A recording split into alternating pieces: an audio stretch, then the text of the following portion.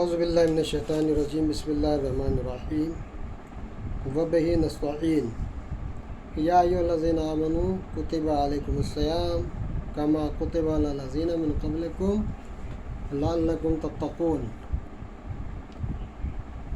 قرآن مجید فرقان حمید کی یہ آیت مبارکہ جو میں نے تلاوت کی ہے، اس کا مقصد مومنین سے یہ ہے کہ مومنین متقین بن جائے، پرہیزگار بن جائے اور خوف خدا کرنے والے بن جائیں۔ اس لیے مومنین کے اوپر روزے فرض کیے گئے ہیں۔ تو روزہ ہی کے تعلق سے ہم آج ایک مرتبہ پھر آپ حضرات کی خدمت میں حاضر ہوئے ہیں، ایک چھوٹا سا درس لے کر کے، جس میں آج ہم یہ بتائیں گے کہ ہمیں کلام پاک کی تلاوت تو کرنا چاہیے، اس مہینے میں زیادہ سے زیادہ تلاوت کرنا چاہیے، مگر اس تلاوت کرنے کے شرائط کیا ہیں؟ اس میں تو کچھ تو واجبات ہیں، کچھ مستحبات ہیں، کچھ مکروہات ہیں، جن کا خیال رکھنا چاہیے۔ ظاہر ہے کہ آج ہم آپ حضرات کو یہ بتائیں گے کہ قرآن کریم کی تلاوت کرنے کے آداب، تلاوت کرنے سے پہلے ہم قرآن مجید پڑھیں گے تو پڑھنے سے پہلے ہمیں کیا کیا کرنا چاہیے۔ تو سب سے پہلے تو یہ کہ ہمیں طہارت کرنا چاہیے، طہارت ہونا شرط ہے۔ طہارت ایک حدث اور دوسرا خبث، دو طرح کی طہارت ہوتی ہے، دونوں ہی طہارت اس میں ضروری ہوتی ہے، غسل اور وضو۔ نہ بنا غسل کے قرآن مجید کی تلاوت مناسب ہوگی اور نہ بنا وضو کے قرآن پاک کی تلاوت مناسب ہوگی، لہذا دونوں ضروری ہے۔ اور ویسے اگر دیکھا جائے کہ تو طہارت جو باطنی ہوتی ہے تو ظاہری طہارت ہے، جو وضو، غسل و تیمم کا ہونا، باقی جو ہے ظاہری طہارت یہ ہے۔ اور باطنی طہارت جو ہے وہ یہ ہے کہ اللہ رسول کے اوپر ایمان رکھنا، قیامت ہے، امامت ہے، اللہ کی عدالت ہے، یہ تمام کے تمام اصول ہے، اس کے اوپر ایمان رکھنا، عقیدہ رکھنا، یہ باطنی طہارت ہے۔ تو باطنی طہارت جتنی مضبوط ہوگی، کلام پاک کے پڑھنے کا اتنا ہی زیادہ مزہ ملے گا، اتنا ہی زیادہ ثواب ہم کو ملے گا۔ تو ایک تو طہارت ہونا ضروری ہے۔ قرآن کریم کی تلاوت کرنے والا حدث اصغر و اکبر دونوں سے پاک ہو۔ ناپاکی کی حالت میں قرآن کے حروف کو چھونا حرام ہے، اور حدث اکبر کی حالت میں قرآن کا اٹھانا مکروہ ہے۔ حدث اکبر، حدث اصغر، حدث اکبر۔ حدث اکبر جس میں غسل واجب ہوتا ہے، اس کے بدلے میں یا تو غسل کیا جائے، اور غسل نہ کر سکے تو تیمم کرے تو بھی صحیح ہوگا، ورنہ ایسی حالت میں اس کا قرآن کا اٹھانا، چھونا تو حرام نہیں ہے لیکن اٹھانا بھی مکروہ ہے، اور اس کا پڑھنا بھی مکروہ ہے۔ بہرحال دونوں طہارتیں ہونا ضروری ہے۔ قرآن کریم کو پاک افراد ہی چھو سکتے ہیں، لا یمسہ الا المطہرون۔ سورہ واقعہ میں ارشاد ہے خدا عالم کا کہ اسے پاک لوگ ہی چھو سکتے ہیں، لہذا طہارت شرط ہے۔ دوسری بات یہ ہے کہ مسواک بھی ہونا ضروری ہے۔ گندے منہ سے قرآن پاک کو پڑھنا، اس کی تلاوت کرنا مناسب نہیں ہے۔ برش کرنا یا مسواک کرنا، آج کل تو برش چل گئے ہیں، پہلے زمانے میں مسواک ہوا کرتے تھے، اور پرانے دور کی مسواک دیکھیں گے تو بڑا عجیب و غریب منظر ہمیں معلوم ہوتا، ہمارے سامنے آتا ہے، نظروں سامنے۔ وہ یہ کہ پرانی مسواک داتن اٹھا لیتے ہیں اور اسی کو، پرانی ایک مخصوص لکڑی ہوتی ہے، اسی کو بار بار گھماتے ہیں، رکھ دیتے ہیں، پھر دوسرے دن، تیسرے دن، اور کئی مرتبہ اسے استعمال کرتے ہیں۔ یہ غلط ہے۔ صرف مستحب ہونا ضروری نہیں ہے، بلکہ جس مقصد کے لیے داتن کیا جاتا ہے یا برش کیا جاتا ہے وہ مقصد بھی پورا ہونا ضروری ہے۔ ظاہر ہے مسواک جتنی پرانی ہوگی اتنی اس کی طاقت ختم ہو گئی ہوگی، وہ دانتوں کو صاف نہیں کر سکتی ہے، لہذا जो अक्सर हज़रात मुसलमानों में ऐसा होता है कि पुरानी मिसवाक उठा लेते हैं, एक साथ मुस्ताहब है उसको करते जाते हैं, दांत साफ नहीं होते हैं।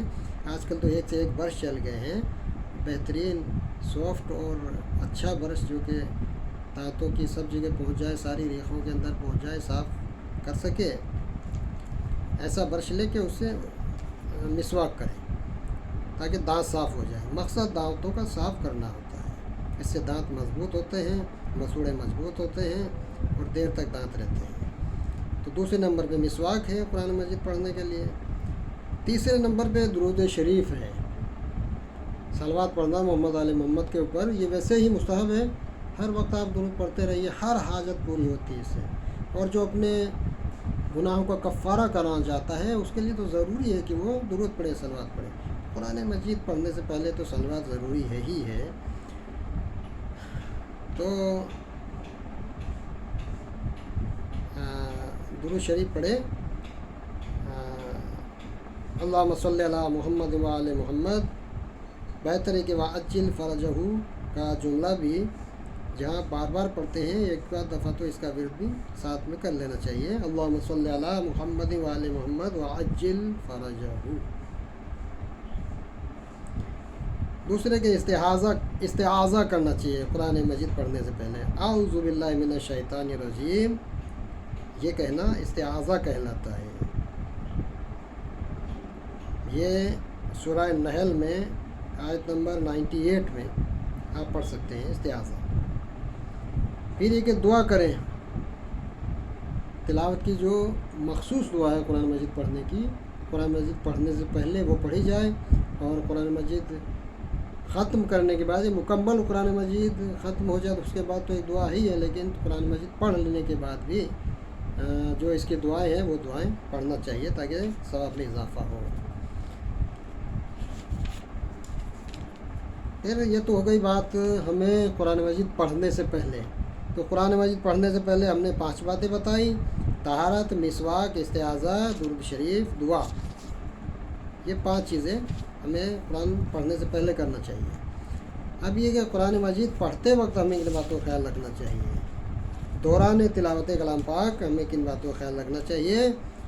तो इसमें सबसे पहले खुशू परवरदिगार है, खुशू होना चाहिए, हमारे अंदर खुशू होना चाहिए, यानी खुलूस होना चाहिए। हम किसके लिए कलाम पाक पढ़ रहे हैं, क्यों पढ़ रहे हैं, ये होना चाहिए हमारे अंदर। यानी दौरान तिलावत हंसी मजाक, बातचीत, खाना पीना और टहलते वक्त कुरान मजीद पढ़ने से परहेज़ करना चाहिए। दौरान तिलावत ऐसे काम हरगिज़ ना करें, ऐसे काम करना मकरूह है, हराम नहीं है। अगर मजबूरी है, रोज़ा चला जा रहा है, भूख की वजह से रोज़ा नहीं रख सकते हैं, 2-4 लुक़मे खाना है और कुरान मजीद पढ़ना है तो ऐसा कर सकते हैं, लेकिन वैसे आम हालात में मकरूह है, नहीं करना चाहिए। दूसरे नंबर पर कुरान मजीद को देख कर पढ़ना चाहिए। सूरह वाक़िया वगैरह या सूरह रहमान है, दूसरे बहुत सारे सूरह मुझे याद होते हैं, तो बहुत से लोग ये चाहते हैं कि साहब बिना देखे पढ़ लें, आयतुल कुर्सी बिना देखे पढ़ लें। तो जहाँ तक हो सके इसे देख के पढ़ना चाहिए। देख के पढ़ने में ज़्यादा सवाब है, और देखने में जो सवाब है वो अलग सवाब है, पढ़ने में वो सवाब नहीं जो देखने में सवाब है। और फिर यह कि इससे आँखों को भी फ़ायदा होता है, आँखों की बीनाई तेज़ होती है, अगर बीनाई कमज़ोर होती तेज़ होती है, और बीनाई अगर है तो बरकरार रहती है, और बीनाई अगर नहीं है तो बीनाई आ भी जाती है। मेरे एक दोस्त अक्सर बयान किया करते थे कि मेरे वालिद मरहूम की बीनाई चली गई थी, बहुत कम हो गई थी, वो बहुत बड़ा चश्मा लगा करके कुरान मजीद पढ़ते थे, लेकिन उन्होंने कोशिश की कि धीरे धीरे हम ऐनक को हटा करके कुरान मजीद को बिना ऐनक के ही पढ़ने लगे। तो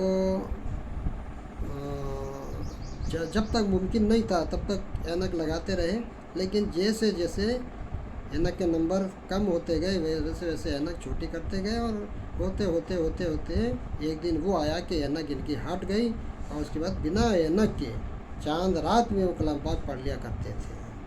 तो देखिए ये कुरान मजीद पढ़ने का बाइस है, और कुरान मजीद पढ़ने की एक फजीलत है, इसकी वजह से बीनाई आ गई।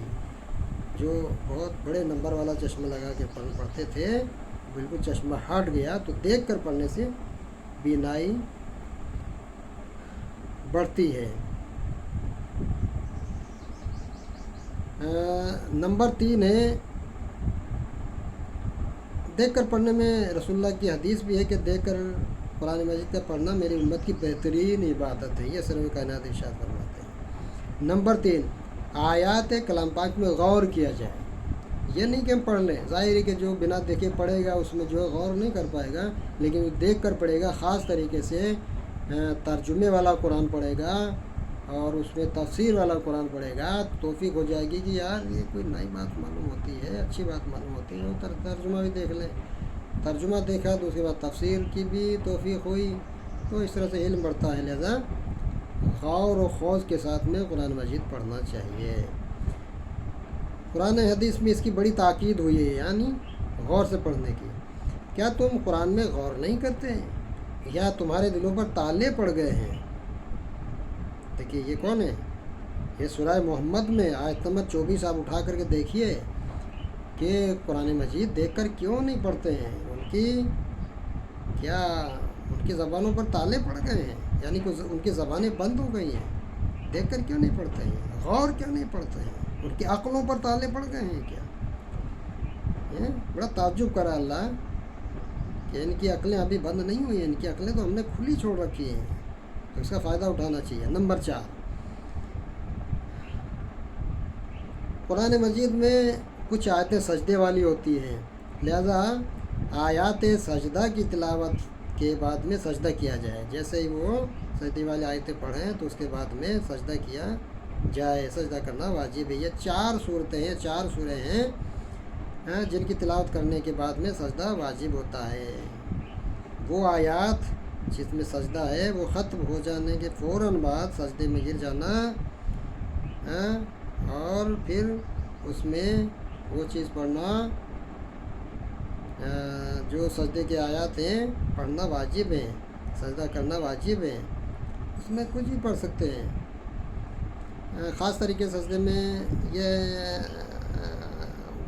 یہ وارث ہوئی ہے کہ یہ کلمات کے لا الہ الا اللہ حقا حقا، لا الہ الا اللہ ایمانا و تصدیقا، لا الہ الا اللہ عبودیت ورقا، فسجدت لکا یا رب العالمین، یہ واجب سوروں کے سجدے میں پڑھنا چاہیے۔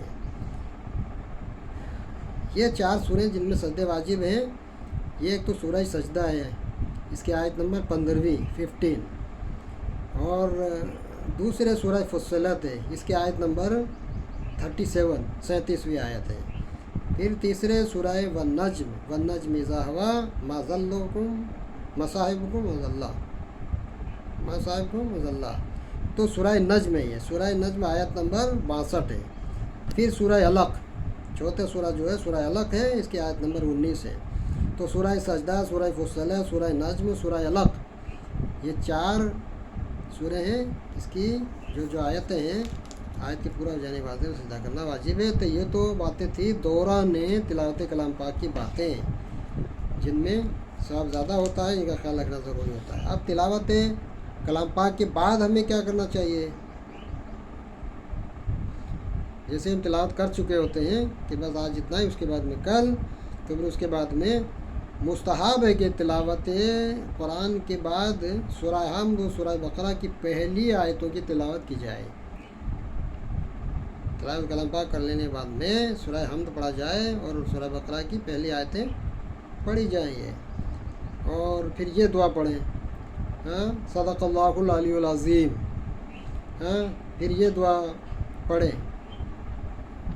وہ دعا میں پڑھوں گا تو یہ ہمارا کلپ بڑا ہو جائے گا، دعا کو چھوڑتا ہوں، بس تلاوت مخصوص دعا جو اس کے بعد پڑھی جاتی ہے وہ پڑھنا چاہیے، اور کلام پاک ختم کرنے کے بعد کی جو دعا ہے پڑھی وہ تو پڑھنی چاہیے، لیکن چھوٹی دعائیں بھی ہیں جو ہر روز قرآن مجید پڑھ لینے کے بعد میں پڑھنا چاہیے۔ دیکھیے میں بس ایک واقعہ آپ حضرات کی خدمت میں عرض کر دوں، ہمارا ٹائم ختم ہوتا جا رہا ہے۔ باحیا نام کی ایک عورت تھی، با کمال مومنہ عورت تھی، وہ دنیا سے چلی گئی، مر گئی، انتقال ہو گیا، تو اس کا بیٹا شب جمعہ روز جمعہ قبر پر جاتا تھا اور قرآن مجید کی تلاوت کرتا تھا اور اپنی ماں کے حق میں دعائیں کرتا تھا. دیگر مومنین جو مرحومین وہاں دفن تھے ان کے حق میں بھی دعا کرتا تھا, قبرستان میں پڑھتے تھے. تو ایک شب بیٹے نے ماں کو خواب میں دیکھا کہ اس کی ماں آئی ہے اور اس کا حال پوچھ رہی ہے. ماں نے پوچھا بیٹا, ماں نے کہا بیٹا بہت بڑی دشوار ترین منزل ہے لیکن پھر بھی میں خوش ہوں. ہم عالم برزخ میں ہیں, یہاں ہمارے لیے بہشتی بستر بچھے ہوئے ہیں. بیٹے نے ماں سے پوچھا اماں جان کیا آپ کی کوئی تمنا ہے؟ تو ماں نے جواب دیا ہاں بیٹا, ہر شب جمعہ روز جمعہ ہماری قبر پر آیا کرو اور آ کر کے تلاوت کلام پاک کیا کرو. جب تم میری قبر پر آتا ہے نا بیٹا تو قرآن پاک کی تلاوت کرتا تو میں تو خوش ہوتی ہوں, لیکن جو میرے قرب و جوار میں جتنے بھی لوگ ہیں بلکہ قبرستان میں جتنے بھی لوگ ہیں وہ آ کر کے مجھے خوشخبری دیتے ہیں اور کہتے ہیں بھائیا اگر تیرا بیٹا اسی طرح آتا رہا اور قرآن مجید پڑھتا رہا تو ہم ایک دن تمام کے تمام عذاب سے بری ہو جائیں گے اور ہم ایک دن یہ ہماری قبریں جنت کا نمونہ بن جائے گی. تو ہمیں مبارکبادی دیتے ہیں. تو تم تلاوت کلام پاک کیا کرو اور میرے لیے اور تمام مومن مومنات مرحومین کے لیے دعائیں کیا کرو. اس کے بعد بیٹے نے ایک دن پھر خواب میں دیکھا کہ کچھ لوگ تھے جو کہہ رہے تھے ان سے خواب میں کہ جوان ہم قبرستان والے ہیں, ہم تمہارے پاس اس لیے آئے تاکہ تیرا شکریہ ادا کر دیں اور تم سے یہ درخواست کریں کہ تو ہماری قبروں پر آتے رہو اور قرآن مجید پڑھتے رہو, کبھی اس کو ترک نہ کرنا. ہمیں بڑی خوشی ہوتی ہے قرآن مجید پڑھنے سے, ہم کو بڑا فائدہ ہوتا ہے اس سے ملنے سے. تو ہمیں کوشش کرنا چاہیے کہ ہم گھر میں تو قرآن پڑھے ہی پڑھیں لیکن قبرستان میں جا کر بھی اپنے مرحوم مغفور جتنے بھی جو قبرستان میں ان کے لیے اور تمام دنیا کے لوگوں کے لیے دعائیں مانگیں. ہمیں تو ثواب ملے گا ہی ملے گا, لیکن جو قبرستان میں مرحومین ہیں ان کو ضرور ثواب ملتا ہے. وآخر دعوانا ان الحمد للہ رب العالمین.